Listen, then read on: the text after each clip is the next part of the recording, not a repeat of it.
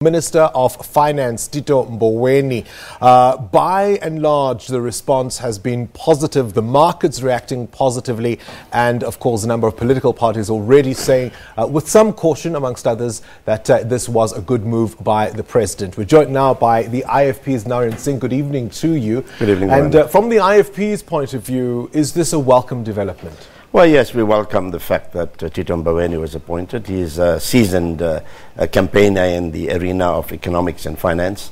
And I think he has proven himself as governor of the Reserve Bank that he has his head screwed on the right way. So let's just rewind then to Nene and what brought us here. The president in his statement saying that the former finance minister has not been found guilty of any wrongdoing. Your thoughts on that?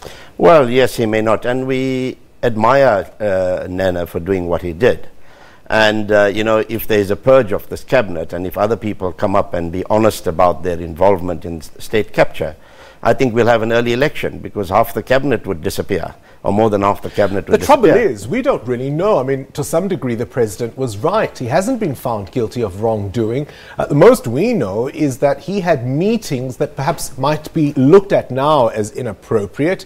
He gave misleading information about having those meetings. But what they were actually about, we still don't know. Well, I think he knows, and that's why he did the honourable thing. Shouldn't we know? Well, I hope it comes out in the state capture inquiry and in further media releases that former Minister Nene would present to the public. But I think what this brings into question is the ability, this merry-go-round of changing ministers, the fifth one in 3 years, brings into question the ability of the ANC to offer credible governance to the people of South Africa. The finance ministry is the most important ministry in any government.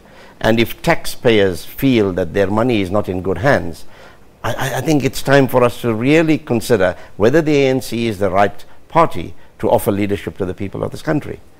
Look, ultimately, the election season is going to be upon us very soon. And of course, you are a seasoned politician yourself. Yeah. Of course, you'll say the things that you are saying now. But in another sense, this is quite unprecedented. No, it's certainly unprecedented. And, it's a tough job for Tito Mboweni. It's like trying to turn the Titanic around. And I don't think he'll be able to do so before the next elections. I mean, the economy is in dire straits.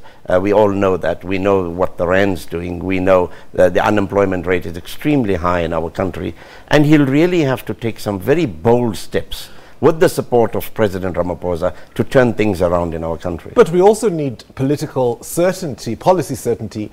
We need political stability. There are those who would say that he's got a bit of a checkered history in the sense of being a kind of chameleon, if you like. When he was Minister of Labour, he had a particular stance on the labour regime of this country. As Reserve Bank Governor, he cozied up to big business. And now, of course, having been out of office for some time, has more or less supported some of what the EFF has been pushing. What does he do next? Yeah, well, one would think that this was the best that the ANC could offer the country. And we'll have to work with him and support him in the interests of the welfare of the people of this country. All right, we're going to have to leave it there with the IFP, Narend Singh, with us here in the studio. All right, so we've been